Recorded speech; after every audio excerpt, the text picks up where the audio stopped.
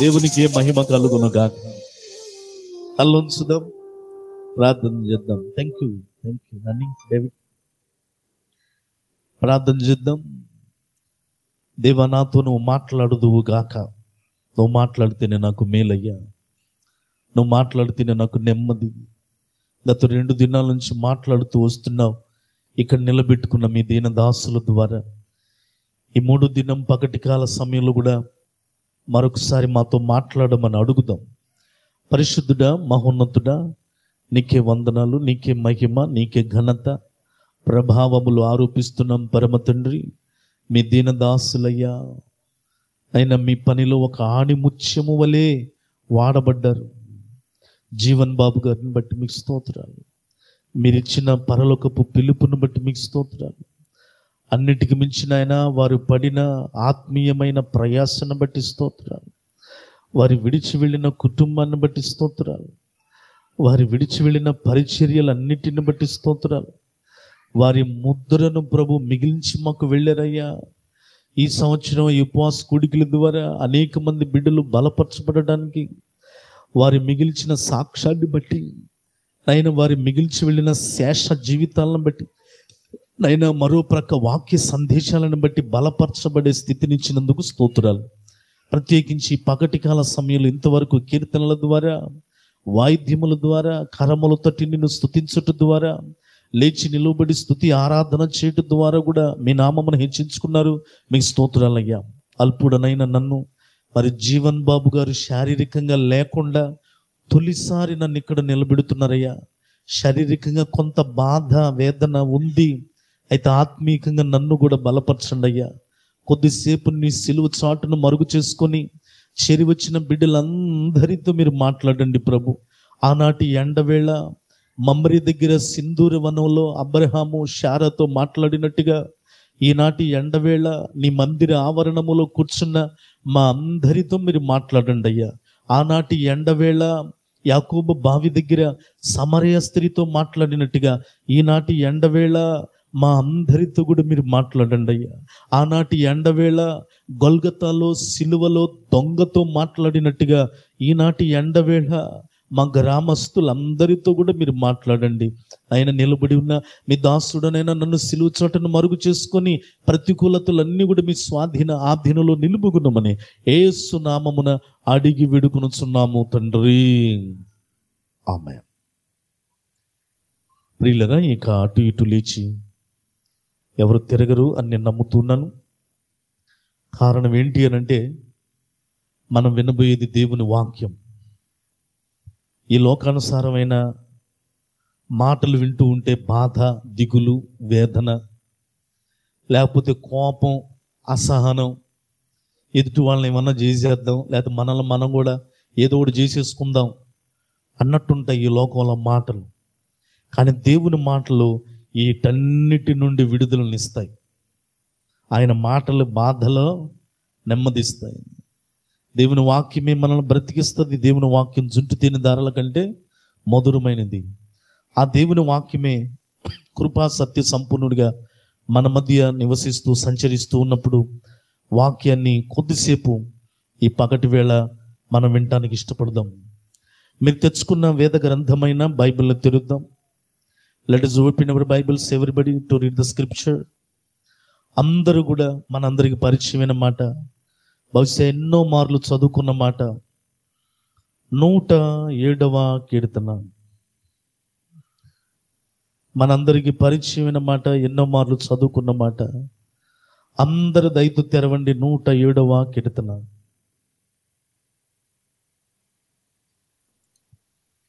6వ వచనాన్ని ఇష్టంగా స్పష్టంగా చదువుకుందామండి. వారు కష్టకాలమందు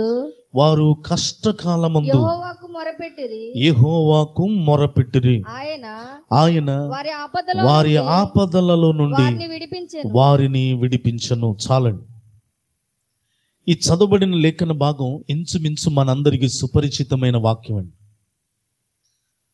మన జీవితాలకి సరిపోయే మాట, ప్రస్తుత పరిస్థితులకి చాలా దగ్గరగా ఉన్న మాట. అలాగే దీన దాసుల యొక్క కుటుంబానికి కూడా ఇంచుమించు అవసరమైన మాటే. నా జీవితానికి ఇంకా అవసరమైన మాట, శబ్దాంతరాల ద్వారా వింటున్న వారికి అవసరమైన మాట. ఏంటి ఆ మాట అంటే, కష్టకాలమందు.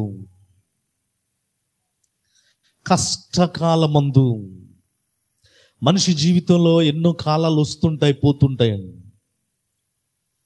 వాతావరణంలో వేసవి కాలాలు, వానాకాలాలు, చలికాలాలు వస్తుంటాయి, పోతుంటాయి. మనిషి జీవితంలో ఎన్ని కాలాలు వచ్చిపోయినా ఒక కాలం మాత్రం అలాగే వేధిస్తూ ఉంటుంది. ఆ కాలమే కష్టకాలం. ఈ కష్టకాలం ఇశ్రాయేలుకు వచ్చిందండి. ఇశ్రాయేలు చేసిన పని ఏంటంటే, నీకులాగా నాకులాగా దిగజారిపోలేదు. కష్టకాలం ఇశ్రాయేలుకు వచ్చింది ఎప్పుడు తెలుసా? 1 కాదు, 2 కాదు, 430 years, 430 సంవత్సరాల కష్టకాలం వారిది. కృంగిపోలా మనుషుల వలె, మనకు వలె. కష్టకాలాన్ని తట్టుకోలేక ఊళ్ళు వదిలిపెట్టి వెళ్ళిపోలా. కష్టకాలాన్ని తట్టుకోలేక సూసైడ్ చేసుకోవడానికి ఇష్టపడలా. కష్టకాలాన్ని తట్టుకోలేక కన్నీళ్లతో, కలవరాలతో గుండె దిగజారిపోయి దేవుడు లేడు, ఏమి లేడులే అని నిష్ఠూరాలకి దిగజారిపోలే వాళ్ళు. కష్టకాలం వచ్చినప్పుడు ఇశ్రాయేలు చేసిన పని ఏంటంటే, యెహోవాకు మొర్రపెట్టిరి. ప్రియులారా, ఈ ఉపవాస కూడికల్లో మనం కూడా నేర్చుకోవలసింది, చేత అయిన పని, చేత కావలసిన పని, చేసిన మరలా చేయవలసిన పని ఒకటే, మొర్రపెట్టడం. ప్రియులుగా, ఎందుకు అనంటే కష్టకాలం చాలా భయంకరంగా ఉంటుందండి. ఏ కాలాన్నైనా తట్టుకోవచ్చు, కానీ కష్టకాలాన్ని తట్టుకోవడం చాలా కష్టం. నేను డేవిడ్ అప్పుడప్పుడు ఫోన్లో మాట్లాడుకుంటూ ఉంటామండి. నేను ఫోన్ మాట్లాడినప్పుడల్లా డేవిడ్ని అడుగుతూ ఉంటాను, పాస్టర్ గారు ఎలా ఉన్నారయ్యా, పిల్లలు ఎలా ఉన్నారు అని. అంటే, అన్నా లోటేనన్నా, ఆ కష్టం, ఆ బాధేనన్నా. నా జీవితంలో, నీ జీవితంలో, మనందరి జీవితాల్లో కూడా కష్టకాలం అంటూ ఎలాగుంటుందంటే భయంకరమైన పరిస్థితి అండి అది. కష్టకాలం చూడని కుటుంబ వ్యవస్థ లేదు. కష్టకాలం చూడని పరిచర్య అంతకన్నా లేదు. కష్టకాలం అనుభవించని మనుష్యుడు అస్సలు భూమి మీద లేడు. కష్టకాలం కన్నీటి వేదనతో ఉంటుంది. కష్టకాలం గుండెల్లో లోతైన గాయం చేస్తుందండి. కష్టకాలము అగాధ లోయల గుండా మనల్ని తీసుకుని వెళుతుంది. ఈ కష్టకాలాన్ని తట్టుకొని నిలబడాలి అని అంటే ఇలాంటి ఉపవాస కూడికలు జరిగి తీరాలి. ఆమేన్. ఎందుకు అనంటే కష్టకాలం మంది ఇశ్రాయేలు చేసిన పని ఏంటంటే, యెహోవాకు ఏం పెట్టారండి? వాళ్ళు మొర పెట్టారండి. వారి మొర విని దేవుడు మోషేని పంపించాడు. కానీ ఆశ్చర్యం ఏంటో తెలుసా? మోషే వచ్చి 10 అద్భుతాలు చేసిన కష్టం తీరకపోగా మళ్ళీ ఎక్కువైంది కష్టం. ఎంత కష్టం ఎక్కువైందంటే ఫరో హృదయం కఠినమైపోతా ఉంది. అందుకే కష్టాలన్నీ పోవాలి అని అంటే దేవుని దాసులు ప్రార్థిస్తారు మన కోసం, కాదంటవలా. ఆ ప్రార్థన దేవుడు వినాలంటే మొదటగా నువ్వే పెట్టాలి మొర. ఆమేనండి బిగ్గరగా. శోధనలో ప్రవేశించకుండా నిమిత్తం మెలకువగలిగి మీరు ఏం చేయాలండి? ప్రార్థన చేయాలి. కష్టకాలమందు యెహోవాకు మొర్ర పెట్టిరి. ఇదే మాట అదే అధ్యాయంలో మరొక చోట దేవుడు రాయిస్తాడు. 13వ వచనం చదువుదామండి. 107వ కీర్తన 13వ వచనం బైబిల్ చెప్తా ఉంది, కష్టకాలమందు వారు యెహోవాకు మొర్ర పెట్టిరి. ఆగండి, చాలా ఒకే అధ్యాయము 2వ చోట కూడా సేమ్, ఏ అక్షరం కూడా తప్పు లేదు అక్కడ, మార్చలా. మన జీవితాల్లో కూడా జనవరిలో కష్టకాలమే, అక్టోబర్లో కూడా కష్టకాలం. ఏం జీవితం అయ్యా? యవ్వన వయసులో కూడా కష్టకాలమే, నడి వయసు వచ్చినా కష్టకాలమేనా? ఒకే అధ్యాయంలో 6వ వచనంలో కష్టకాలమందు మొర్ర పెట్టారు, 13వ వచనంలో కష్టకాలమందు మొర్ర పెట్టారు. అంతేనా? మరొక వచనం 19వ వచనాన్ని కూడా చదువుదామండి. 19వ వచనంలో కూడా సేమ్ మాట, ఒక్క స్పెల్లింగ్ మిస్టేక్ కూడా లేదు అక్కడ. 19వ వచనం, కష్టకాలమందు వారు యెహోవాకు మొర్ర పెట్టిరి. ఇది మనం కూడా చేయవలసిన పని అదేనండి. మనకు అలవాటు కావలసిన పని కూడా ఇదే. ఒక అధ్యాయంలోనే 3 సార్లు కష్టకాలమందు. మనిషి జీవితంలో ఈ సంవత్సరం 2025లో కష్టకాలం విడిస్తే మరలా. ఏంటయ్యా ఈ కష్టకాలం? నిష్ఠూరంతో మందిరాలు విడిచిపెడుతున్న వాళ్ళు కొంతమంది, భక్తిని విడిచిపెడుతున్న వాళ్ళు కొంతమంది, లోకంలో కలిసిపోతున్న వాళ్ళు కొంతమంది, అసలు దుర్వ్యసనాలకి బానిసలైపోతున్నారు ఇంకొంతమంది, అసలు దేవుడు లేడు ఎవడు లేడని భక్తిహీనతలోనికి వెళ్ళిపోతున్నవారు కొంతమంది. కానీ దేవుడు చెప్తున్నాడు, ఇశ్రాయేలీయులు అలా చేయలేదట. ఎన్ని మార్లు కష్టకాలం వచ్చినా వాళ్ళు ఒకటే పని చేశారు. దాని పేరేంటంటే యెహోవాకు మొర్ర పెట్టారండి. ఇది నీ జీవితంలో, నా జీవితంలో అలవాటు అవ్వాల్సిన పని కూడా ఇదేనండి. కష్టకాలం చూసి మనం దిగజారిపోవాల్సిన పని లేదు. కష్టకాలం వచ్చిందిలే, మొరపెట్టాము, ఎలాగో పోయింది అని అనుకుంటే, ఇదే ఇశ్రాయేలు జీవితంలో ఇంకేం వచ్చిందో చూపించిన 107వ కీర్తనలోనే 28వ వచనమండి. 107వ కీర్తనలోనే 28వ వచనము, శ్రమకు తాళలేక వారు యెహోవాకు మొర్రపెట్టిరి. వింటున్నారా అమ్మా? మొదటిగా ఏ కాలం వచ్చింది వాళ్ళకి? అందరూ మాట్లాడండి. ఏ కాలం వచ్చిందండి? కష్టకాలం వచ్చింది. అయినా సరే దిగజారిపోలా, కుమిలిపోలా, విడిచిపెట్టలా, ఎవరిని దేనిని మొరపెట్టారు. కొంచెం కష్టకాలం పోయిందిలే అనుకునే లోపు మళ్ళీ ఏమొచ్చిందంటే శ్రమ వచ్చిందట. తాళలేని శ్రమ. అననని ఏమొచ్చిందండి? శ్రమ. ఇశ్రాయేలు ఎక్కడ కృంగిపోలా. ఈ శ్రమకు కూడా వాళ్ళు చేసిన పని ఏంటంటే యెహోవాకు మొర్రపెట్టారండి. ఈ ఉపవాస ప్రార్థన కూడికల్లో మనం చేయవలసిన పని కూడా అదే. కష్టకాలమైనా మొరపెట్టాల్సిందే. మొరపెట్టుదుముగాక. కష్టకాలం పోయింది అనే లోపే శ్రమ. ఇశ్రాయేలు జీవితం ఇంతటితో ఆగిపోయిందా అండి? న్యాయాధిపతుల గ్రంథం 6వ అధ్యాయం 6వ వచనాన్ని జాగ్రత్తగా చదువుదామండి. కష్టకాలంతో ఆగిపోతే బాగుండేదేమో, శ్రమతో ఆగిపోతే బాగుండేదేమో, కానీ ఇశ్రాయేలు జీవితాలు, బ్రతుకులు ఎలాగైపోయినాయో తెలుసా? న్యాయాధిపతుల గ్రంథం 6వ అధ్యాయం 6వ వచనాన్ని చదువుదామండి. న్యాయాధిపతుల గ్రంథం 203వ పేజీ. దేశమును పాడు చేయుటకు వారి దానిలోనికి వచ్చిరి.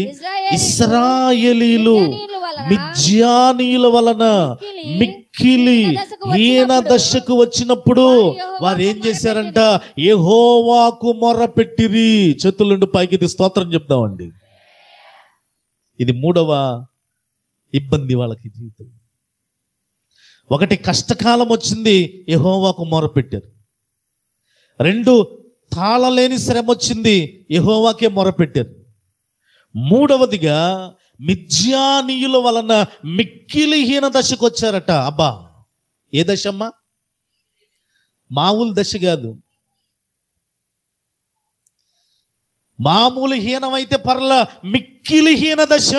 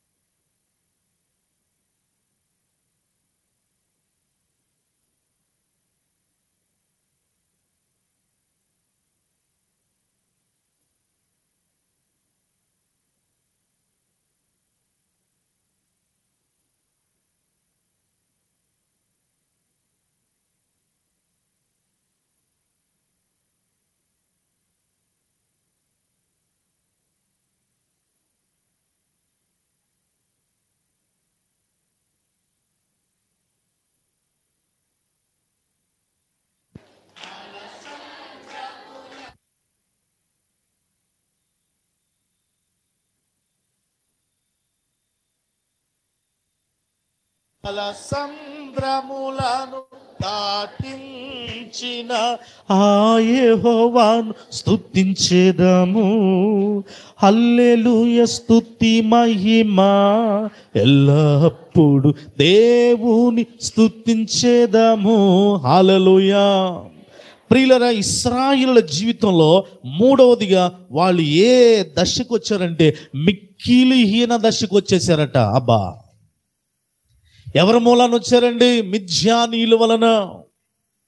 నీ జీవితంలో కూడా, నా జీవితంలో కూడా కష్టకాలం పోయిందిలే అనుకుంటే, తాళలేని శ్రమ పోయిందిలే అని అనుకుంటే, ఎవరో మూలాన, ఇంట్లో భర్త మూలానో, భార్య మూలానో, బిడ్డల మూలానో, ఆస్తి మూలానో, అనారోగ్య పరిస్థితుల మూలానో, గృహంలో చెలరేగుతున్న ఎవరో మూలాన మిక్కిలి హీన దశకు వచ్చేసేవా నీ జీవితంలో? బైబిల్లో చాలా దశలు ఉన్నాయండి. కీర్తన గ్రంథంలో చూడవలసిన పనులు. మనము దీన దశలో ఉన్నప్పుడు ఆయన మనలను జ్ఞాపకము చేసుకొనెను. దీన దశ అయితే పర్లా. రెండవదిగా బైబిల్లో ఇంకో దశ ఉందో తెలుసా? దుర్దశలో ఆయన మనల్ని ఉద్ధరిస్తాడట. దీన దశ అయినా పర్లా, దుర్దశ అయినా పర్లేదు, కానీ ఇక్కడ రెండు కాదు, మిక్కిలి హీన దశలోకి వెళ్ళిపోయిన ఇశ్రాయేలు చేస్తున్న పనేంటో తెలుసా? ఇక ఈ జీవితం జీవించటం మా వల్ల కాదయ్యా. ఏం దేవుడు అంటూ ఉంటే ఒకటి కాదు, కష్టకాలం ఒక పక్కన, శ్రమ ఒక పక్కన, హీనదశ ఒక పక్కన, ఇంకేం దేవుడు, ఇంకేం భక్తి, ఇంకేం జీవితాలు, కుంగిపోలా, ఏమి చేయలా. వాళ్ళు ఏమొచ్చినా చేసిన పని ఒకటే, మిక్కిలి హీనదశకు వచ్చారట. అప్పుడు కూడా ఏం చేశారండి? యెహోవాకు మొర్ర పెట్టారు. అందరూ రండి, ఏం చేశారండి వాళ్ళు? అమ్మా, నా చేతులు జోడించి చెప్పే సంగతి ఒకటే. నీ జీవితంలో కూడా, జీవితం అన్న తర్వాత దిక్కులు ఎలాగ ఉన్నాయో, ఏ దిక్కు నుంచి ఏం వస్తుందో తెలియదు, ఏదైనా రాని ఒక్కటే నేర్చుకో, మొరపెట్టు. దయచేసి మొరపెట్టు దేవునికి. పోనీ ఈ మూడిటితో ఆగిపోయిందిలే ఇశ్రాయేల్ జీవితం అనుకుంటే, ఇంకా అయిపోలేదండి, ఇంకొకటి ఉంది. ఇశ్రాయేలీల నుంచే వచ్చాడు ఒక శ్రేష్ఠుడైన వ్యక్తి. ఆ వ్యక్తి ఏ పరిస్థితుల్లో ఉండి ఏం చేస్తున్నాడో తెలుసా? 118వ కీర్తన 5వ వచనాన్ని చదువుకుందాం ప్రియులరా. 118వ కీర్తన 5వ వచనము. ఇరుకునందుండి, అబ్బా ఏం చేస్తున్నాడండి ఈయన కూడా? ఈయన పేరు దావీదు ప్రియులరా. ఇశ్రాయేలీలే, శ్రేష్ఠుడైన వ్యక్తి. నేను ఇశ్రాయేల్ మీద చెప్తా ఈ మాట కూడా. 4వది, ఇశ్రాయేల్కి ఏమొచ్చిందో తెలుసా? ఇరుకొచ్చింది. అమ్మ అందరూ అంటే ఏమొచ్చిందండి? ఇప్పటికి ఎన్నైనా తల్లి? 4. ఒకసారి రిపీట్ చేయండి. 1 కష్టకాలం, 2 తాళలేని శ్రమ, 3 మిక్కిలి హీన దశ, 4 ఇరుకు. ఏదొచ్చినా ఇశ్రాయేల్ చేసిన ఒకే పని ఏంటి తల్లి? బిగ్గరగా చెప్పండి. యెహోవాకు మొరపెట్టింది. తూర్పు దిక్కు నుండి కష్టకాలం, పడమట దిక్కు నుండి తాళలేని శ్రమ, ఉత్తర దిక్కు నుండి మిక్కిలి హీనదశ, దక్షిణ దిక్కు నుండి ఇరుకు. ఏ దిక్కు నుండి ఏదైనా రాని ఇరుకుల్లో బాగా పరిస్థితులు ఇబ్బంది అయిపోయిందయ్యా. కదలలేని పరిస్థితి, గాలి కూడా పీల్చుకోలేని శ్రమలు, ఇరుకైపోయింది. నేరో అయిపోయిన కుటుంబాలు, కాపరాలు అన్ని ఇరుకై కూర్చున్నాయి. అయినా సరే యెహోవాకు మొరపెట్టారట. వాక్యం వింటున్న మన జీవితంలో పరిస్థితి ఏదైనా రాని, నీ జీవితంలో కష్టకాలం ఎదురవని, తాళలేని శ్రమ ఎదురవని, మిక్కిలి హీనదశకు వచ్చావా? డోంట్ డిసప్పాయింట్ సోదరి, డోంట్ డిసప్పాయింట్ సోదరుడా. నిరాశపడద్దు. ఒక్కటే ఇరుకైనా రాని మనం చేసే పని ఒకటే, ప్రభు మేము కూడా నీకు మొర పెడతాం అని అన్నానండి. ఎవరికి మొర పెడతామండి?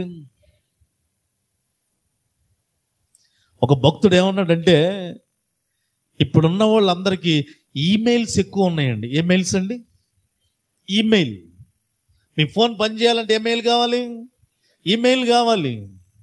కానీ ఒక భక్తుడు అన్నాడు, ఈమెయిల్ కంటే నీ మెయిల్ చాలా గొప్పదంట. ఏ మెయిల్ అండి? నీమెయిల్ అంటే మోకాళ్ళు అంచడమే, దాని పేరే మొరపెట్టడం. తల్లి, ఈ దినాల్లో ఇది చాలా తక్కువైపోయిందండి. అందుకే మనుషులు ఏ కాలంలోనే బతుకుతున్నారు తెలుసా? కష్టకాలంలోనే.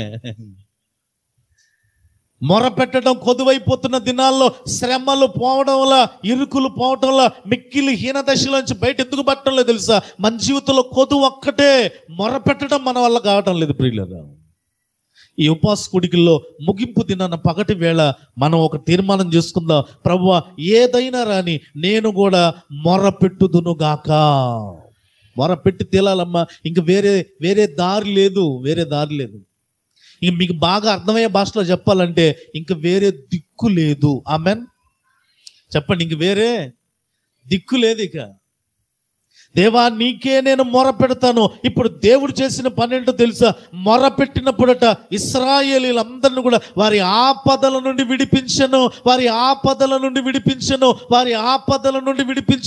నాలుగవదిగా విశాల స్థలమందుండి వారికి ఉత్తరం ఇచ్చెను. ఈ ఉపవాస కూడికల ద్వారా దేవుడు నిన్ను కూడా విడిపించునుగాక. కష్టకాలాలు, శ్రమలు, దీనదశలు ఇందాక చెప్పాను కదండి. నేను ఇంతవరకు ఎక్కడ నేను ఆ వార్త వినలా. ఏంటో తెలుసా? 5 ఏళ్ల బిడ్డని తల్లి విడిచిపెట్టి వెళ్ళిపోతే తండ్రి రాత్రికి గుండెల మీద బుడుకోబెట్టుకున్నాడు. అట్లాగే షాక్, బీపీ పెరిగిపోయింది. ఏంట నా ఫ్యామిలీ ఎలాగైపోయింది, ఏంటి నా భార్య ఎలాగ వెళ్ళిపోయింది, ఈ పిల్లోడు నా దగ్గర ఉన్నాడు, వీడి భవిష్యత్తు ఏంటి, వీడిని ఎలాగ నేను సాకేది. మనిషి ఆలోచనలోకి వెళ్ళిపోయాడండి. తట్టుకోలేకపోయింది, గుండె ప్రాణం పోయింది. అదే ఆలోచన బదులు ఆయన కానీ భక్తిపరుడై ఉన్నట్టయితే, మొర్ర పెట్టినట్టయితే 5 ఏళ్ల బాబుని ప్రార్థన కోసం ఆ అబ్బాయిని కూడా అలాగే చేతుల్లోకి తీసుకొని, ప్రభువా నేను దేనికి బెదిరిపోనయ్యా, ఎంత కష్టకాలం అయినా, ఎంత వీడలేని తాళలేని శ్రమ అయినా సరే, జీవితంలో ఎంత ఇరుకైనా సరే, హీనదశ అయినా సరే, ఇశ్రాయేలులాగా మొర పెడతాను ప్రభువా.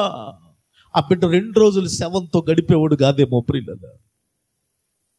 ఇది నన్ను తొలి వరుసలో కూర్చున్న నిన్ను మొదలుకొని మలి వరుసలో కూర్చున్న నీతో దేవుడు మాట్లాడుతున్న మాట, ఏదైనా రాని ఏదైనా పోని మొర్రపెట్టే అనుభవంలోనికి మనం అందరం స్థిరపరచబడుదుముగాక. స్థిరపరచబడి తీరాలండి. ఇలాగ మనం మొరపెట్టినప్పుడు దేవుడు ఏం చేస్తాడు? 3 కార్యాలు ఈ మధ్యాహ్నం చెప్పి నేను ముగిస్తాను ప్రియులారా. 3 అండి, ఇంకేం చేయడా? ఆయన చేసే కార్యాలు వివరించాలంటే గణిత శాస్త్రంలో కూడా నెంబర్ లేదండి. అందుకే భక్తుడు అంటాడు, నా పట్ల నీ తలంపులు బహు విస్తారములు, వాటిని లెక్కించేదని అనుకుంటున్నా అవి లెక్కకు మించి ఉన్నవి. అంటే there is no number in the subject of mathematics. గణిత శాస్త్రంలో కూడా దేవుడు చేసే కార్యాలు లెక్క పెట్టడానికి నెంబర్ లేదు.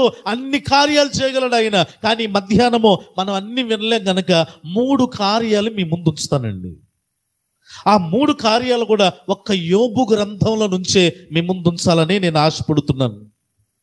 ఈ 3 కార్యాలు ఎప్పుడు జరుగుతాయో తెలుసా? జాగ్రత్తగా వినాలి. ఏం పెట్టాలి మనందరం?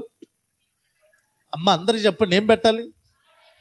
పిల్లలైనా మొరపెట్టాల్సిందే, పెద్దలైనా మొరపెట్టాల్సిందే, వృద్ధులైనా మొరపెట్టాల్సిందే. ప్రార్థన మొర తప్పితే దేవుడు కార్యం చేయడం అసాధ్యం. ఈ మొర పెట్టినప్పుడు దేవుడు చేసే కార్యాలు ఎన్నో ఉన్నాయి. కానీ నేను 3 కార్యాలు ఈ మధ్యాహ్నం మీ ముందుంచి సెలవు తీసుకుందాం. దేవుని చిత్తమైతే రాత్రికి విస్తారంగా వాక్యాన్ని ఎక్కువగా వినటానికి ఇష్టపడదాం ప్రియులారా. నేను హృదయపూర్వకంగా ఆశపడుతున్నాను, దేవుడు ఈ 3 అంతల కార్యములు మొదటిగా మన సంఘపక్షంగా చేయునుగాక, మన కుటుంబాలలో చేయునుగాక. అలాగే శ్రేష్టముగా దేవుని దాసురాలి పట్ల, వారి కుటుంబాల పట్ల దేవుడు ఈ 3 అంతల కార్యములు చేయునుగాక. ఎప్పుడండి? అది మాత్రం మీరు మిస్ అవ్వద్దు. ఎప్పుడండి? మొరే, అంతకు మించి ఆధారం లేదండి. ఆ మొర పెట్టినప్పుడు దేవుడు చేసే కార్యాలలో మొదటి కార్యము ఇప్పుడు తెరవండి. యోబు గ్రంథంలో నుంచి మాత్రమే ఆ 3 కార్యాలు మీ ముందు ఉంచుతాను ప్రియులరా. ఆ 3 కార్యాలకి నేను 3 ఉదాహరణలు చెప్తా. ఒక్కొక్క కార్యానికి ఒక్కొక్క ఉదాహరణ మాత్రమే చెప్తాను, మీరు జాగ్రత్తగా ఆలోచన చేస్తారని ప్రభు పేరుని మనం చేస్తున్నాను. మొరపెట్టగలిగినప్పుడు దేవుడు చేసిన గొప్ప కార్యమా లేదా ఏ కార్యము? యోబు గ్రంథము 37వ అధ్యాయము 5వ వచనాన్ని చదువుదామండి. అందరూ తెరవండి. యోబు గ్రంథం 37:5. దేవుడు ఆశ్చర్యముగా ఉరుముధ్వని చేయును, మనము గ్రహింపలేని గొప్ప కార్యములను ఆయన చేయును. అందరు నాతో చెప్పండి, మనము గ్రహింపలేని గొప్ప కార్యములను ఆయన చేయును. చేసి తీరతాడండి. నాకు నమ్మకం ఉందండి అన్న వాళ్ళు చేతుల నుండి పైకి స్తోత్రం చెప్పండి. నమ్మకం ఉండి తీరాలి. నమ్ముట నీ వలనైతే సమస్తము. అమ్మ నాకు తెలిసినంత మట్టుకి ఆది కాండం నుంచి ప్రకటన గ్రంథం దాకా దేవుడు దేన్నైనా దాటి వెళ్తాడేమో కానీ మొర్రను మాత్రం దాటి వెళ్ళడు. చాలా మంది మొరబెట్టుంటారు, ఫ్యాన్లు వస్తే బాగుండు ప్రభు అని.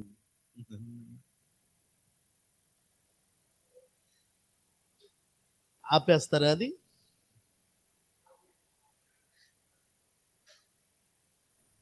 కనుక మన జీవితంలో దేవుడు చేసే మొట్టమొదటి కార్యం ఏంటంటే యోబు గ్రంథం 37వ అధ్యాయం 5వ వచనం ప్రకారము గ్రహింపలేని గొప్ప కార్యము అనండి. ఏ కార్యం అండి?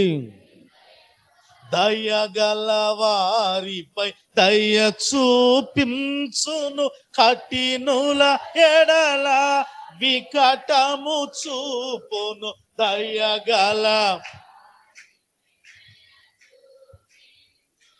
కఠినుల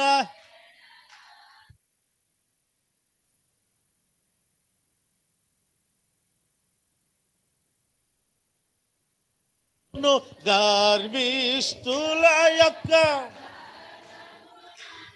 దేవునికే మహిమ కలుగును గాక.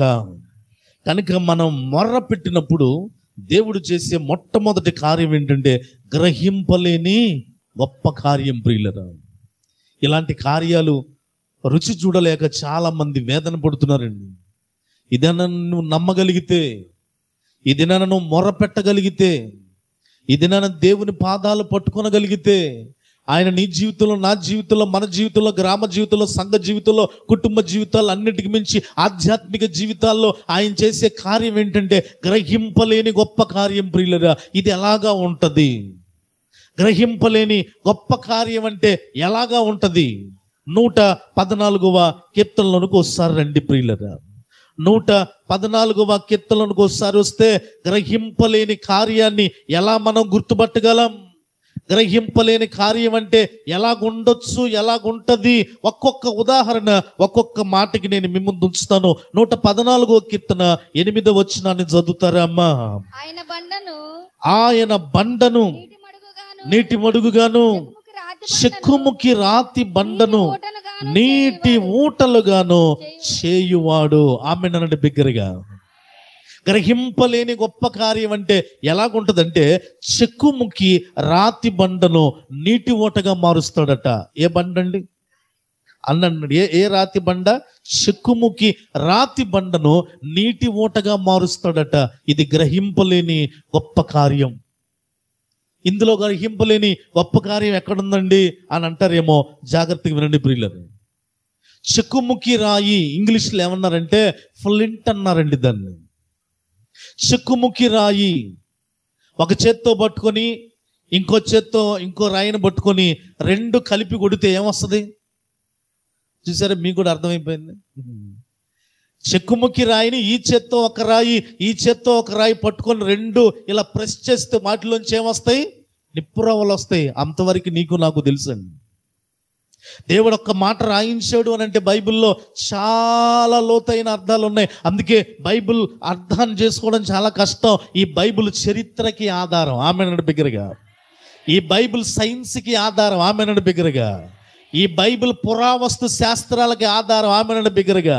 ఈ బైబిల్ ప్రవచనాలు భవిష్యత్తుకి ఆధారం, ఆమెనండి బిగ్గరగా. దేవుడట నీవు నేను మొరపెట్టినప్పుడు కష్టకాలమైన శ్రమ అయినా సరే, మిక్కిలి హీనదశ అయినా, ఇరుకైనా నువ్వు ఏమి చెయ్యాలి మొరపెట్టగలిగితే ఆయన చేసే పని ఏంటంటే గ్రహింపలేని గొప్ప కార్యం. ఆ గ్రహింపలేని కార్యం ఎలాగుంటుందంటే చెక్కుముక్కి రాయిని నీటి మూటగా మారుస్తాడట ప్రియులట.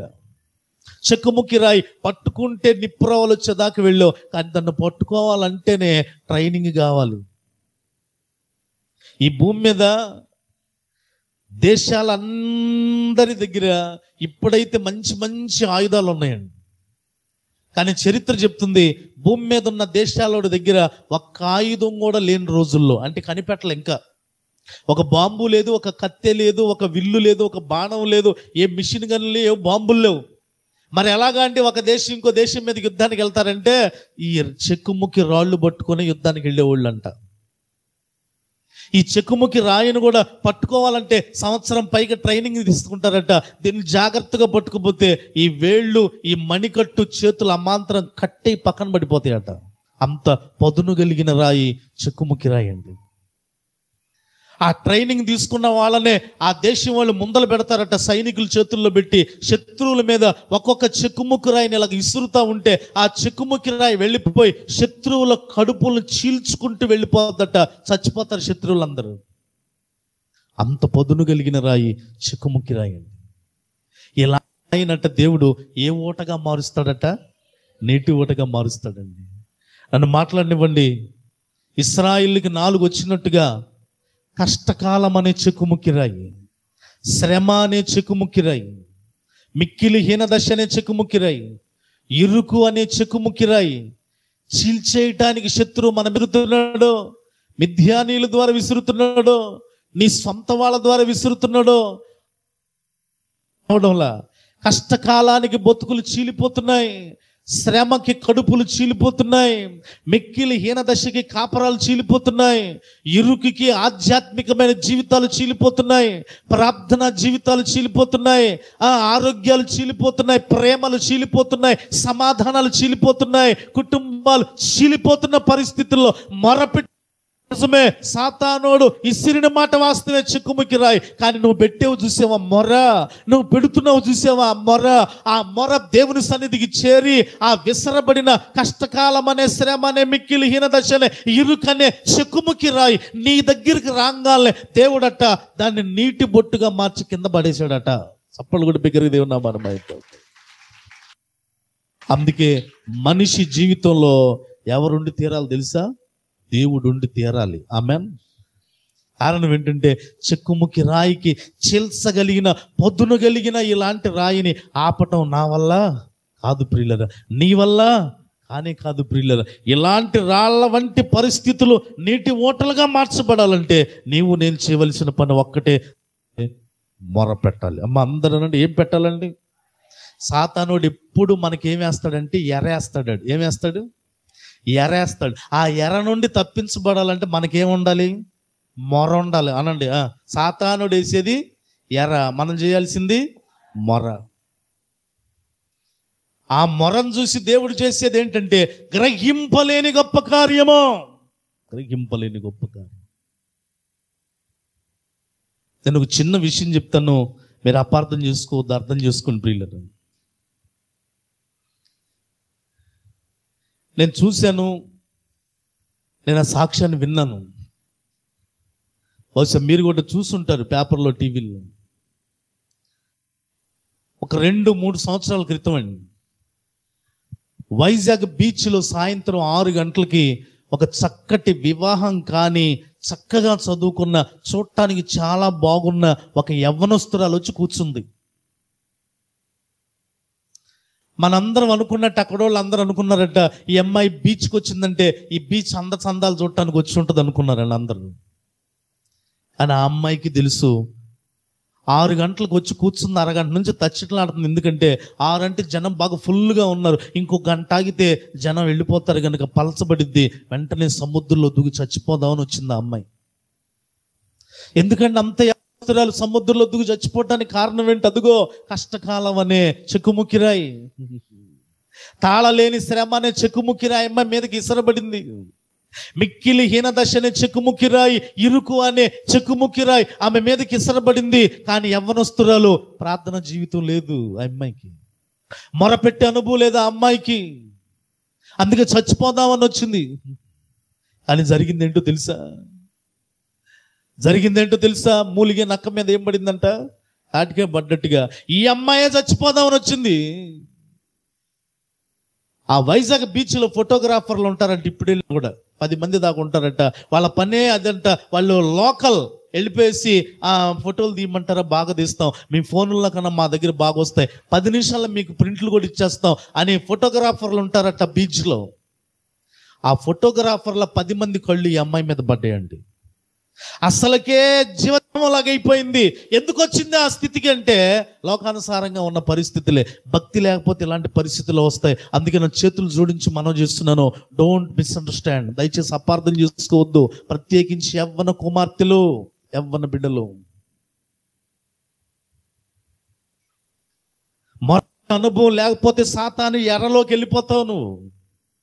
ఈ అమ్మాయి కూడా భక్తి లేదు, మొరపెట్టడం లేదు, ఉపాసకుడికి లేవు, మందిరానికి రావడం లేదు, దేవుని సేవకుల దగ్గర భక్తి జీవితం అంతకన్నా లేదు. కష్టకాలం అన్నీ వచ్చేసాయి, మొరపెట్టడం చేతకాల, ఇరుక్కుపోయింది. ఇక ఏంటనంటే లోకానుసారంగా ఉన్నదే ప్రేమ అనే మత్తులో పడిపోయిందండి. వాడు ఆ మాట ఈ మాట చెప్పి వాడు చేయాల్సిన పని చేశాడు. ఈ అమ్మాయి ప్రెగ్నెంట్ అయిపోయింది. ఆ వైజాగ్లోనే బాగా పేరు మోసిన కుటుంబంలో ఉన్న పుట్టిన బిడ్డ. తండ్రికి చెప్పుకోలేక, తల్లికి చెప్పుకోలేక, అన్నయ్యకి చెప్పుకోలేక వాడిని నిలదీసింది వెళ్ళి, ఏంటి నా భవిష్యత్తు, నా బతుకేంటి? 3rd month 4th month carrying, ఇప్పుడు నేను 4వ నెల గర్భిణి.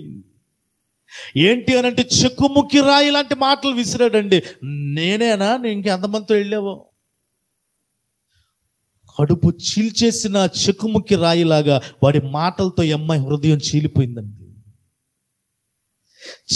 నేను ఎందుకు బతకాలి, నేను ఇలాంటిది, నా బ్రతికిలాగా అయిపోయిందంటే ఈ ఊర్లో గొప్ప విలువ ఉన్న మా అమ్మ నాన్న తలెత్తుకుని తిరగలరా పోలీస్ స్టేషన్ మెట్లు ఎక్కితే? నా అన్న బయటికి రాగలడా, అంత పరపతి కలిగిన వాడు? అసలు నేనే చచ్చిపోతే పోలా? దేవుడు లేకపోతే ఎలాగుంటుంది? అందుకే మరొకసారి చెప్తున్నా, దేవుడు ఉండి తీరాలి ప్రతి జీవితంలో. ఇంకా ఇక్కడ కూర్చున్న వారిలో రక్షణ పొందకుండా, మారు మనసు లేకుండా, బాప్టిజం పొందకుండా ఎవరైనా ఉంటే, సాతానుడేసే ఎర్రకి నువ్వు పడిపోకుండా ఉండాలంటే, దేవుని సన్నిధిలో మొరపెట్టే అనుభవంలోకి రావాలంటే రా, దేవుని చేతుల్లోకి రా. దేవుడు ఉండి తీరాలి నీ జీవితంలో. దేవోక్తి లేని ఎడల జనులు కట్టు లేక తిరుగుతారు. ఈ అమ్మాయి కూడా కట్టు లేదు. ఇక వాడికి నాకు సంబంధం లేదు అని అంటే బతకలేక చచ్చిపోదామని వచ్చింది. ఈలోపు ఈ అమ్మాయి మీద ఆ ఫోటోగ్రాఫర్ల కళ్ళన్నీ పడ్డాయండి. ఒకడు వచ్చి అంటాడు, ఏమ్మా ఏంటి లవ్ ఫెయిల్యూరా, నీలాగా సింగిల్గా వస్తే అదేలే. వాడు ఎవడో చెప్పు, ఈ ఏరియా డిఎస్పీ నా ఫ్రెండ్, 10 నిమిషాలు లోపలేపిస్తాను, ఈ 10 నిమిషాల్లో మా ఇంట్లో ఉందుదా. ఇంకొకడు వచ్చాడు, ఈ ఏరియా సిఐ నా సొంత తమ్ముడే, ఏంటి లవ్ ఫెయిర్ ఇలా, వాడి పేరేంటే వివరాల్లో చెప్పు, సెకండ్స్లో లోపలేపిస్తా, ఈ లోపల మా ఇంట్లో కూర్చుందా. 10 మంది మాయ మాటలు చెప్పి ఇల్లు అని ఒక రూమ్లోకి తీసుకెళ్ళి పెట్టేశారు. 10 రోజుల దాకా ఆ అమ్మాయిని ఆ 10 మంది అత్యంత దారుణంగా మానభంగం చేస్తే 11వ రోజు అదే వైజాగ్ బీచ్లో శవమై తేలిందండి. ఆ అమ్మాయి శవమై తేలింది. చెక్కుముకి రాళ్ళకి తట్టుకోలేక చీలిపోతున్న బ్రతుకులు, చీలిపోతున్న కాపురాలు, చీలిపోతున్న ప్రార్థన జీవితాలు. అందుకే జీవితాంతం వరకు కూడా చేయవలసిన పని ఒకటే, ఈరోజు మొరపెట్టడమే, రేపు మొరపెట్టడమే, ఎల్లుండు మొరపెట్టడమే. నా బ్రతుకు చివరి రోజు వరకు మొరపెట్టుదునుగాక. అప్పుడు దేవుడు ఏ కార్యం చేస్తాడంటే గ్రహింపలేని గొప్ప కార్యం చేస్తాడండి. ఎవరికి తెలియదు. అరే చెక్కుముక్కిరా ఎలాగ నీటి బొట్టుగా మార్చబడింది, అది దేవునికే సాధ్యం. ఆమేనండి బిగ్గరగా. రెండవదిగా మొరపెట్టినప్పుడు ఆయన చేసే కార్యం ఎలాగుంటుందంటే, ఒకటి గ్రహింపలేని గొప్ప కార్యము, అదిగో చెక్కుముక్కి రాయిని నీటి ఊటగా మార్చేస్తాడు దేవుడు. ఆయన రెండవ కార్యం ఎలాగుంటుందంటే, యోబు గ్రంథంలోనే 5వ అధ్యాయము 9వ వచనాన్ని జాగ్రత్తగా చదవండి ప్రియులరా. యోబు గ్రంథము 5వ అధ్యాయము 9వ వచనంలో బైబిల్ చెప్పే మాట ఏంటో తెలుసా?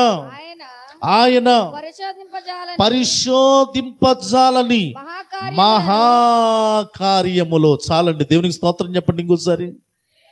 రెండవదిగా ఆయన చేసే కార్యం ఏంటంటే పరిశోధింపజాలని మహాకార్యం. అమ్మ అనండి, ఏ కార్యం? ఒకటి, గ్రహింపలేని గొప్ప కార్యం అనండి. ఒకటి. రెండు, పరిశోధింపజాలని మహాకార్యం అనండి. పరిశోధింపజాలని మహాకార్యాన్ని చేస్తాడు ఆయన. ఇది ఎలాగ ఉంటుంది?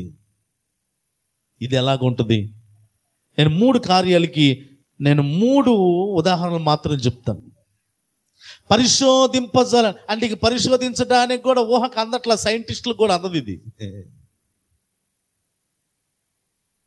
ఎవరెస్ట్ శిఖరాలు ఎక్కుతున్నారండి, ఏం జరుగుతుందో? సముద్రం ఎన్ని అడుగులు లోతుందో, ఎన్ని వందల మైళ్ళు ఉందో, చివరిదాకా వెళ్ళిపోతున్నారు. కానీ ఏళ్ళకు కూడా అందరినీ పరిశోధింపజాలని మహాకార్యం ఎప్పుడు జరిగిద్దో తెలుసా? మనమే శిఖరాలు ఎక్కాల్సిన పని లేదు, సముద్రం లోతుకి డబ్బాలు పెట్టుకుని వెళ్ళాల్సిన పని లేదు. మందిరంలోకి వచ్చి మొర పెడితే చాలు, కొట్టు చప్పలు కొట్టి బిగ్గరగా దేవనామాన్ని మహింపరుతుంది కదా. అప్పుడు ఆయన చేసే పరిశోధింపజాలని మహాకార్యం ఎలా ఉంటుందంటే 133వ కీర్తనలోనికి ఒకసారి రండి ప్రియులరా. పరిశోధించజాలని మహాకార్యం ఎలాగుంటుందంటే 133వ కీర్తన 3వ వచనాన్ని ఒకసారి చదువుతారా? సియోను కొండల మీదకి దిగివచ్చు, హెర్మోను మంచు వలె ఉండును. ఇదేం మహాకార్యం అండి అనుకుంటున్నారేమో.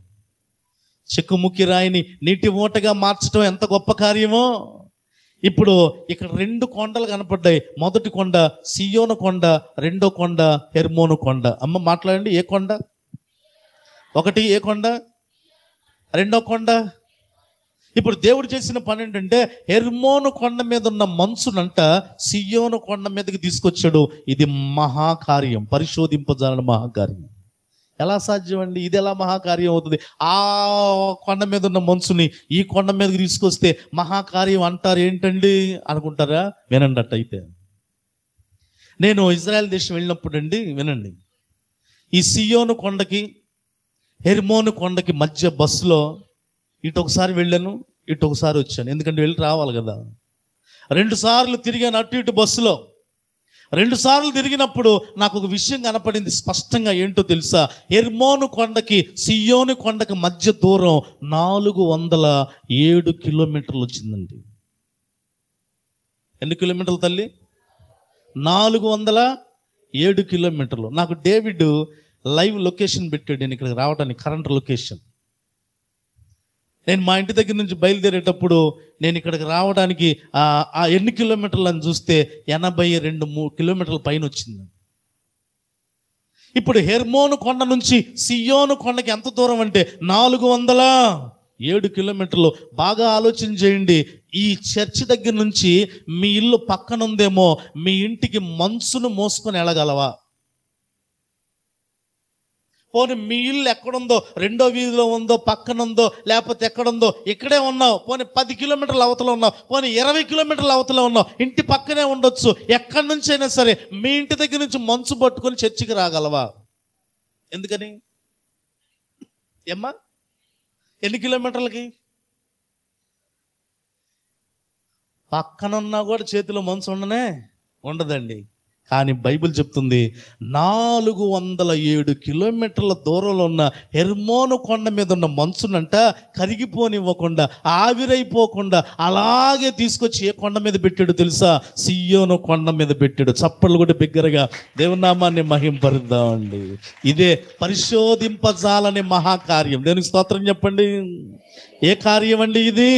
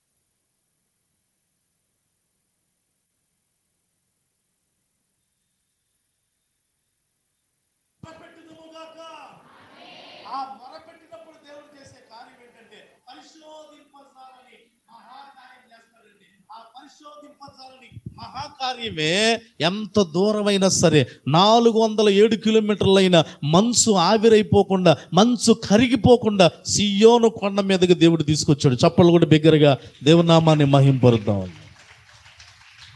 ఇది నువ్వు పెట్టే మొరకు కూడా అమ్మ నీ ఆధ్యాత్మికమైన జీవితంలో ఏ కృపావరం ఆగిపోయిందో, ఏ తలాంత ఆగిపోయిందో, ఏ మారు మనసుకు తగిన ఫలము ఆగిపోయిందో, భౌతికంగా కూడా నీ బిడ్డకో, నీకే, నీ శ్రీవారికో, నీ శ్రీమతికో ఏ సంబంధం రావాల్సి వచ్చిందో, నీ పిల్లలకి ఏ ఉద్యోగం రావాల్సి వచ్చిందో, నీ పిల్లలకి అన్ని ఆగిపోయినాయేమో, ఎక్కడో ఆగిపోయినాయేమో, వాటిని కదిలించడం నీ వల్ల కావడంలో మధ్యలోనే ఎవరు నెత్తుకుని వెళ్ళిపోతారేమో, మధ్యలోనే కరిగిపోద్దేమో, మధ్యలోనే ఆవిరైపోద్దేమో, ఆశలన్నీ అడుగంటిపోతాయి అనుకుంటున్నావేమో. కానీ దేవునికి మొరపెట్టి చూడు, ఎంత దూరమైనా నీది నీకే వచ్చునుగాక. నీ ఆశీర్వాదం నీకే వచ్చినట్టుగా దేవుడు సహాయం చేస్తాడు. ఎప్పుడో తెలుసా? ఏం పెట్టాలండి? మనం బిగ్గరగా చెప్పాలి. ఏం పెట్టాలండి? నేను ముఖస్తుతి చేయటం లేదు కానీ అమ్మ వినండి, దేవుని దాసులుగా మంచి పరిచర్య ఇలాగ జీవన్ బాబు అయ్యగారు లాగా చేసి చేసి చేసి చేసి నేను అడిగాను, ఇక్కడికి వచ్చిన తర్వాత తమ్ముడిని అడిగాను, జీవన్ బాబు గారు ఇక్కడికి పరిచర్యకు వచ్చి ఎన్ని సంవత్సరాలు అయ్యానంటే ఒక చిన్న అబ్బాయిని చూపించి, ఆ అబ్బాయి వయసులో ఉన్నప్పుడు నాకు బాగా గుర్తుందండి, జీవన్ బాబు గారు అప్పటి నుంచి వచ్చారండి అంటే దగ్గరగా 18-19 సంవత్సరాలు ఉండొచ్చండి. 20 సంవత్సరాలు దేవుని సేవకులుగా ఆ ఊర్లు, ఈ గ్రామాలు, ఈ పట్టణాలు వెళ్ళి చూస్తూ ఉంటామండి. జరిగింది ఏంటో తెలుసా? ఇంత పరిచర్య చేస్తున్న అనేక మంది సేవకులు ఇలాగ దేవుని పిలుపు అందుకుని వెళ్ళిపోయిన తర్వాత ఆ సేవలన్నీ కూడా మూతవేయబడ్డాయి చాలా ప్రాంతాల్లో. పాస్టమ్ గారు చాలా మంది డిప్రెషన్కి లోనైపోయి, వారి పిల్లలు మా నాన్న లాంటి ఆత్మాభిషేకం మా మీద లేదులే, మాకంత జ్ఞానం లేదులేని సంఘాలు విడిచిపెట్టి లోకానుసారంగా ఏవేవో ఫ్యాక్టరీల్లో ఏదో ఒక సంస్థల్లో ఉద్యోగాలకి జాయిన్ అయిపోయి దేవుని పరిచర్యను విడిచిపెట్టేసి అంత ఘనమైన పరిచర్యలో ఈ రోజున కనపడని ప్రాంతాలు చాలా ఉన్నాయి. కానీ దేవునికే మహిమ కలుగునుగాక. ఒక్కసారి బిగ్గరగా చప్పలు కొట్టండి, ఒక్కసారి బిగ్గరగా చప్పలు కొట్టండి, ఒక్కసారి బిగ్గరగా చప్పలు కొట్టండి. ఆ పెట్టిన మొర వృధాగా పోనివ్వకుండా దేవుని దీన దాసురాల్ని, వారి పెద్ద కుమారుల్ని, చిన్న కుమారులు కూడా ట్రైనింగ్ చేయడానికి దేవుడు ఆ ఆత్మాభిషేకము జీవన్ బాబు గారి మీద దేవుడు నిలిపిన ఆ అభిషేకాన్ని ప్రియులరా ఏలియా మీద నుండి ఎలీషా మీదకి దేవుడు పంపించినట్టుగా ఈ కుటుంబం మీదకి ఆపివేయకుండా పంపించబడిన ఆశీర్వాదాన్ని బట్టి దేవునికే మహిమ కలుగునుగాక. నీ జీవితంలో కూడా ఆగిపోయినవన్నీ పొందుకుందువు గాక. పరిశోధింపజాలని మహాకార్యాలు ప్రియులను. మూడవది చెప్పి నేను ప్రార్థన చేసేనండి. మూడవ కార్యం ఎలాగా ఉంటుంది దానికి ఒక్క ఉదాహరణ చెప్పి నేను ప్రార్థన చేయాలని ఆశపడుతున్నాను. నీ జీవితంలో, నా జీవితంలో మరొక్కటే ప్రాముఖ్యం ప్రియులరా, దాన్ని మర్చిపోవద్దు. ఇవన్నీ జరగాలంటే ఏం పెట్టాలి తల్లి? మనందరం మొరే, అంతే, దానికి మించి ఏ ఆధారం లేదు. ఆ మొర పెట్టడం మూలన ఇప్పటికి ఎన్ని కార్యాలు విన్నా? 1 గ్రహింపలేని గొప్ప కార్యం, 2 పరిశోధింపజాలని మహాకార్యం, 3వ కార్యం ఎలాగుంటుందంటే అదే యోబు గ్రంథము 9వ అధ్యాయము 10వ వచనాన్ని చదువుతారా? అదే యోబు గ్రంథము 9వ అధ్యాయము 10వ వచనంలో బైబిల్ చెప్తున్న మాట, అమ్మా, ఎవడునో తెలుసుకొనలేని మహత్తైన కార్యములను, లెక్కలేనన్న అద్భుత క్రియలను ఆయన చేయుచున్నాడు. 3వ కార్యం ఏంటంటే ఎవడునూ తెలుసుకొనలేని మహత్తైన కార్యం అనండి. ఏ కార్యం అండి? కొంచెం 4 మడతాయండి అమ్మా. ఏ కార్యం? ఎవడునూ తెలుసుకొనలేని మహత్తైన కార్యము. యోబు గ్రంథము 9:10. 1 గ్రహింపలేని గొప్ప కార్యం, 2 పరిశోధింపజాలని మహాకార్యం, 3 ఎవడునూ తెలుసుకొనలేని మహత్తైన కార్యం. ఎవడు అనంటే ఈవెన్ సాతానుడికి కూడా తెలియదు. ఆమెన్. మీకు సంగతి తెలుసా అండి? నీ జీవితంలోకి, నా జీవితంలోనికి ఏమి రావాలి ముందు ఎవరికి తెలుస్తుంది తెలుసా? ఎవరికమ్మా? దేవుడికా? ఇచ్చేదే దేవుడైతే ఆయనకి తెలుసుకునేది ఏముందండి? ఇచ్చేదే ఆయన. కష్టమైన, సుఖమైన, కన్నీరైన, దుఃఖమైన, ఏడుపైన, సంతోషమైన, డబ్బైన, శాపమైన, అనారోగ్యమైన, ఆరోగ్యమైన, బిడ్డలైనా, పొలాలైనా ఏదన్నా ఇచ్చేది ఆయనే. కానీ నీకు ఇవ్వబోతున్నట్టు ముందు ఎవరికి తెలిసిద్దో తెలుసా? సాతానోడికే తెలిసిద్ది. తర్వాతే నీకైనా, తర్వాతే సేవకుడికైనా, తర్వాత ఎవరికైనా. ఎలాగంటే అని అంటారా, యోబు జీవితమే మనకు ఆధారం ప్రియులరు. దేవుని దూతలందరూ పరలోకానికి వెళ్ళే రోజు వచ్చిందంట. వాళ్ళతో పాటు ఈడు కూడా వెళ్ళాడు. ఎవరు? పడిపోయిన తోతే కదా. సాతానుడు కూడా వెళ్ళిపోయాడు. వెళ్ళిపోగానే అక్కడ చాలా చక్కటి మాట ఉంటుందండి. దేవుడట సాతానుడిని అడిగాడట, ఎవరా బాబు, ఎక్కడి నుంచి వచ్చావంటే వీడు అన్నాడు, భూమి మీద అటు ఇటు తిరుగుతూ వచ్చాను. దేవుడికి అబ్బా ఎంత చక్కటి మాట అండి, నాకు చాలా ఇష్టం ఆ మాట. ఏంటో తెలుసా? ఈ దేవుడు అన్నాడు, భూలోకంలోంచి వచ్చావా? అట్టయితే భూమి మీద యోబు అనే భక్తిపరుడు ఉన్నాడు తెలుసా? దేవునికి స్తోత్రం చెప్పండి. అంటే నాకు అనిపించింది, భూమి మీద అంతమంది భక్తి పరులు ఉన్నా దేవుడికి ఫస్ట్ ఎవరికి జ్ఞాపకం వచ్చారండి? యోబే. మనము కూడా మొట్టమొదటిగా నీ కుటుంబమే దేవుడి జ్ఞాపకములో ఉండునుగాక, నీ పిల్లలే దేవుని జ్ఞాపకాల్లో ఉందురుగాక, మన పరిచర్య దేవుని జ్ఞాపకంలో ఉందురుగాక. దేవుని జ్ఞాపకాల్లోకి రావాలండి. అప్పుడు సాతానుడు అన్నాడు, నువ్వు 3 అంచెలు కంచేసావుగా బ్రవ్వా, 3 అంచెలు కంచేస్తే ఆయనే కాదు ఎవరైనా బాగానే ఉంటారులే. అప్పుడు అన్నాడు దేవుడు, అట్లయితే నేనేసిన కంచె తీసేస్తాను, ప్రాణం తప్పించి ఏమన్నా చేయిపోరా, కానీ భయభక్తులు మాత్రం విడవడు. ఈ సంగతి యోబుకు తెలిసిందా అండి?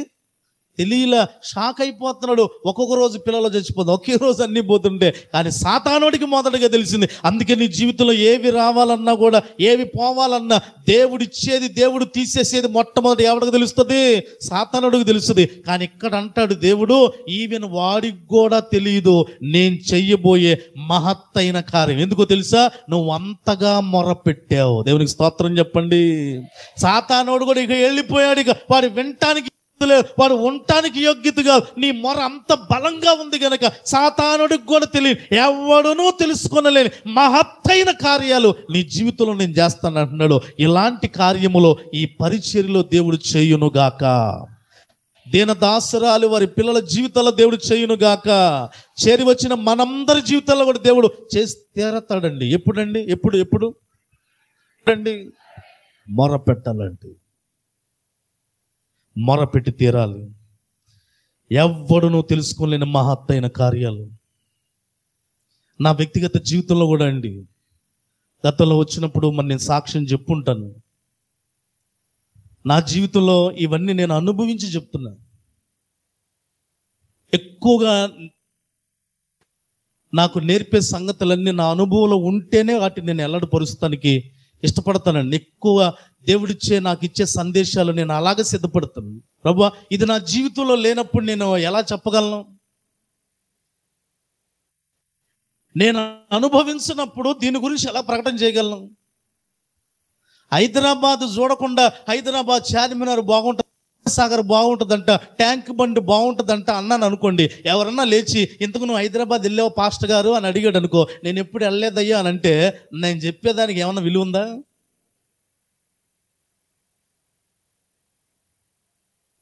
కష్టకాలన్నీ రుచి చూశానండి. పాస్టమ్మ గారికి బాగా తెలుసు, జీవన్ బాబు గారికి బాగా తెలుసు. జీవన్ బాబు గారు అయితే నా మీద ఎంతో ప్రేమ గనక నన్నేది అడిగేవాడు కాదు ఆయన. కానీ పాస్టమ్మ గారికి, మా పాస్టమ్మ గారికి ఉన్న ఆ అవినావ భావ, ఆత్మీయమైన సంబంధాన్ని బట్టి, అమ్మ పాస్టమ్ గారు ఇంత కష్టకాలం వచ్చిందంట కదా మీ జీవితంలో, ఇంత శ్రమ వచ్చింది గట మీ జీవితంలో, వాళ్ళు అడిగితే జీవన్ బాబు గారికి తెలుసు అన్నారట. ఎందుకు అడిగావు? అలాగా అడగకూడదు. అదేంటి పాస్టమ్ గారు ఇదే కదా ఆదరణ. మా కష్టకాలాలు కూడా ఏంటో, మా శ్రమలు, తాళలేని శ్రమలు ఎన్నో, మిక్కిలి హీనదశ పరిస్థితులు కూడా అనుభవించిన శ్రమ, అనుభవించిన పరిచర్య, అనుభవించిన కుటుంబం అండి. విశాలతలు కూడా పోగొట్టుకొని ఇరుకులు అనుభవించిన పరిస్థితులే. అలాంటి పరిస్థితుల్లో ఎన్నో మార్లు పక్కకి వెళ్ళిపోదామని అనుకున్నాం మేము కూడా. కానీ దేవుడు వెళ్ళనివ్వలేదండి. ఇశ్రాయేలీయుల వల్లే మొరపెట్టు మొరపెట్టు మొరపెట్టు మొరపెట్టు. ఇది నా వ్యక్తిగత జీవితంలో, సంఘ పరిచర్యలో, వ్యక్తిగత కుటుంబ జీవితంలో, బిడ్డల జీవితాల్లో దేవుడు గ్రహింపలేని గొప్ప కార్యాలు చేశాడు మా జీవితంలో. మహాకార్యాలు, మహత్తైన కార్యాలు రుచి చూస్తూ ఏదైతే తింటున్నామో ఆ రుచి చెప్పడానికే ఊరూరా దేవుడు తిప్పుతున్నాడు అండి. చప్పలు కూడా బిగ్గరగా దేవుని నామాన్ని మహింపరుద్దాం. నువ్వు నమ్మితే నీ జీవితంలో కూడా దేవుడు, అప్పుడున్న దేవుడు ఇప్పుడు లేడా అని అంటే ఆయన నిన్న నేడు నిరంతరము ఏకరీతిగా ఉన్నాడండి. ఎవ్వడునూ తెలుసుకోనేలి మహత్తైన కార్యాలను జీవితంలో జరిగిస్తాడు. దీనికి ఒక ఉదాహరణ చెప్పి ప్రార్థన చేసేస్తాను. యెషయా గ్రంథములోనికి వస్తారండి. యెషయా గ్రంథంలోనికి వస్తే దీనికి సంబంధించిన ఒకే ఒక ఉదాహరణ చెప్పి నేను ప్రార్థన చేస్తాను. యెషయా గ్రంథం 41వ అధ్యాయం, యెషయా గ్రంథము 41వ అధ్యాయం 14-15 వచనాలు చదువుదామండి. 14-15 వచనాలు. పురుగు వంటి యాకోబు, స్వల్ప జనమగు ఇశ్రాయేలు, భయపడుకుడి, నేను నీకు సహాయము చేయుచున్నాను అని యెహోవా సెలవిచ్చుచున్నాడు. నీ విమోచకుడు ఇశ్రాయేలు పరిశుద్ధ దేవుడే. హక్కులు పెట్టబడి పద్దును గల క్రొత్తదైన నురిపిడి మ్రానుగా నిన్ను నియమించుచున్నాను. దేవునికి స్తోత్రం చెప్పండి. ఇక్కడ దేవుడు యాకోబుని ఏమని పిలుస్తున్నాడంటే పురుగు వంటి యాకోబు. అమ్మ అందరనండి, యాకోబు ఎవరు? మాట్లాడండి, ఎవరండి? మనం కూడా ప్రార్థన చేస్తుంటాం అప్పుడప్పుడు కదా. ఇప్పటికి చేస్తున్నవారు లేకపోలేదు. ప్రభువా నేను ఒక పురుగును ప్రభువా, మా అమ్మకు పురుగు ప్రభువా, మా నాన్న ఒక పురుగు ప్రభువా, ఇంటిల్లిపాది మేము ఎవరమండి? ఈ ప్రార్థన తప్పా ఒప్పా? తప్పేం కాదు, ఒప్పైన ప్రార్థన. ఎందుకంటే దావీదు అంతటి వాడే ఏమన్నాడు తెలుసా? నేను నరుడను కాను పురుగునని ప్రార్థన చేసాడండి దావీదు అంతటి వాడే. కనుక యాకోబుని దేవుడు ఏమంటున్నాడు అండి? పురుగు వంటి యాకోబు, ఇప్పుడు నేను పురుగులాగా చేయట్లా, నువ్వు కక్కులు పెట్టబడును కలిగిన కొత్తదైన నురిపిడి మ్రానుగా ఒక మిషన్గా చేస్తానంటున్నాడండి. ఎలా సాధ్యం? ఇదే ఎవడనూ తెలుసుకున్న మహత్తైన కార్యం అంటే. పురుగులో 2 లక్షణాలు ఉంటాయి. పురుగు ఆగి ఆగి నడుస్తుంది, 2 దాక్కొని నడుస్తుంది. ఎవరొచ్చి నలిపేస్తారు, ఎవరొచ్చి ఎత్తుకుని వెళ్ళిపోతారు. మన జీవితాల్లో కూడా పురుగు లాంటి జీవితాలేనా?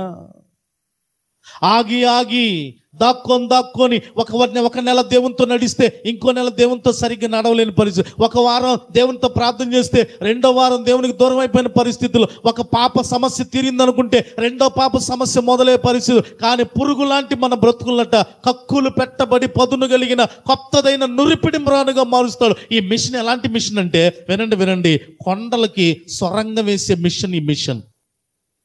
అమ్మానండి, ఏ మిషన్ అంటే ఈ మిషన్? కొండలకి సొరంగం వేస్తారు. నేను ఒట్టి మాటలు చెప్పుడు, ఆ కిందే ఉంటది 15వ వచనము. కక్కులు పెట్టబడి పదును గల కొత్తదైన నురిపిడి మ్రానుగా నేను నియమించున్నాను, నువ్వు పర్వతములను నూర్చుదువు. పర్వతాలంటే కొండలే అనండి, పర్వతాలంటే కొండలే. కనుక ఈ మిషన్ని కొండ దగ్గర పెట్టి ఈ టేపు నుంచి ఆ టేపుకు సొరంగం వేయాలంటే ఈ కొండకి మార్కింగ్ గీసి ఈ మిషన్ అలా పెట్టేస్తే ఇది తొలుచుకుంటా అవతలకి వెళ్ళిపోయి 2 గంటల 2 రోజులు అయిపోయినా ఆగది. ఇది ఒక్కసారి ఆన్ చేస్తే ఆమె. కానీ పురుగు ఆగటం వెళ్ళటం. మన జీవితంలో కూడా ప్రార్థన జీవితం కూడా సరిగా లేదు కదా, ఆర్థిక పరిస్థితులు కూడా సరిగా లేవు కదా, ఆధ్యాత్మిక జీవితం కూడా ఆగటం, కుంటుపడటం, పరిగెత్తవేనా? అయితే దేవుడు ఎవడనూ తెలుసుకోని మహత్తైన కార్యం ఏంటో తెలుసా? ఇక ఆపేది ఏదీ లేదు మనల్ని. దేవునికి స్తోత్రం చెప్పండి. దేవుడు ఆగకుండా సాగిపో అని ఎర్ర సముద్రం ఎదుట మోషేతో చెప్పినట్టుగా ఆగిపోని భక్తిని దేవుడు మనకు అనుగ్రహించును గాక. ధారాళమైన ఆ సారేపతి విధవరాల్ని దేవుడు ఎలాగా ఆగిపోని నూనె ధార. దేవునికి స్తోత్రం చెప్పండి బిగ్గరగా. మన జీవితంలో కూడా దేవుడు ఇలాంటి పురుగు లాంటి బ్రతుకుల్ని ఆ మహత్తైన కార్యాలతో, ఎవడనో తెలుసుకునే కార్యాలతో దేవుడు ఒక మిషన్లుగా దేవుడు మనల్ని మార్చాలి. ప్రార్థన జీవితాలుగా, ఏది కొదువులేని జీవితాలుగా దేవుడు మనల్ని మార్చునుగాక. ఎప్పుడండి ఇవన్నీ? ఆమెనన్నంత ఈజీ కాదు. నువ్వు ఎన్నిసార్లు ఆమెనన్నా కూడా జరిగిద్దండి? మరి జరగనప్పుడు మాకెందుకండి ఈ భక్తి, మేము పోతాం బైబిల్ తీసుకొని అంటారా? ఆమెను ఎప్పుడు అనాలంటే మొరపెట్టి అనాలి. అనండి, ఏం పెట్టాలండి? మొరపెట్టి. మొరపెట్టినప్పుడు దేవునితో ఈ మూడంతల కార్యాలే కాదు, ఇంకా కార్యాలు ఉన్నాయండి. ఎంత కార్యాలు చేసి దేవుడు ఏమంటాడో తెలుసా? ఒక మాట చదవండి, ప్రార్థన చేసేస్తాను. అదే యోబు గ్రంథములోనికి ఒకసారి రండి. అదే యోబు గ్రంథం 26వ అధ్యాయం 14 వచనం. 26:14. ఇవి ఆయన కార్యములలో స్వల్పములు. ఏవి? ఇప్పుడున్న 3 గ్రహింపలేని గొప్ప కార్యాలు స్వల్పం అంట. పరిశోధింపజాల మహాకార్యాలు స్వల్పం. ఎవడనూ తెలుసుకోలేని మహత్తైన కార్యాలు స్వల్పం. అంటే ఇంకా ఉన్నాయి. ఇప్పుడు ఈ 3 కార్యాలు ఆయన లెక్కలు ఎలాంటివంటే, యోబు గ్రంథం 26:14, ఇవి ఆయన కార్యములలో స్వల్పములు. ఆయనను గురించి మనకు వినబడుచున్నది మిక్కిలి మెల్లనైన గొస్సగొస్స శబ్దము లాంటిది కదా. అంటే దేవుడు గొస్సగొస్సలాడితే ఈ 3 కార్యాలు జరిగినాయి అంట. ఆమెన్. ఏమాడితే అమ్మ అందరూ అనండి, ఏమాడితే? దేవుడు గుసగుసలాడితేనే గొప్ప కార్యాలు, దేవుడు గుసగుసలాడితేనే మహత్తైన కార్యాలు, దేవుడు గుసగుసలాడితేనే మహాకార్యాలు. మరి స్వరం ఇప్పితే అమ్మా, గద్దిస్తే, మరి మనం గుసగుసలాడితే ఏమ్మా? ఎవరో ఒక ఆయన అన్నాడు, బుస్సలు కొట్టే పాముల కంటే గుసగుసలాడే మనుషులే డేంజర్ అంట. ఎవరు? బుస్సలు కొట్టే పాముల కంటే గుసగుసలాడే మనుషులే డేంజర్ అంట. అందుకే నువ్వు నేను గుసగుసలాడకూడదు. ఆమెన్. గుసగుసలాట ఎవరికి? దేవుని పని అది. ఆయన గుసగుసలాడితే గొప్ప కార్యాలు చేస్తాయి, నువ్వు గుసగుసలాడితే కాపురాలు జీలిపోతాయి. అందుకే ఈ పని నా పని. నువ్వు చేయాల్సిన పని ఒకటే, గుసగుసలాడటం కాదు, మొర్రపెట్టు. ఇవే కాదు, ఇంకా కార్యాలు ఉన్నాయి నా దగ్గర, ఇవి స్వల్పములే అని అంటున్నాడు ప్రియులట.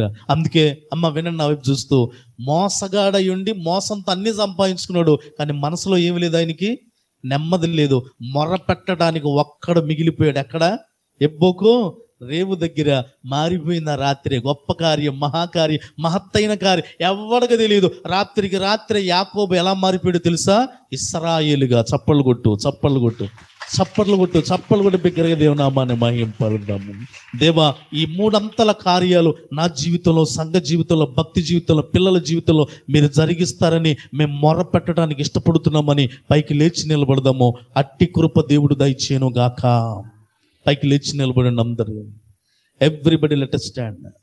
అందరూ పైకి లేచి నిలబడాలా? అందరూ పైకి లేచి నిలబడండి. కొద్దిసేపు ఏది మీ ఆలోచనలోనికి రానివ్వద్దు. కన్నులు ముద్దాం, చేతుల నుండి పైకెత్తుదామండి. Close our eyes everybody and raise your hands up to lord.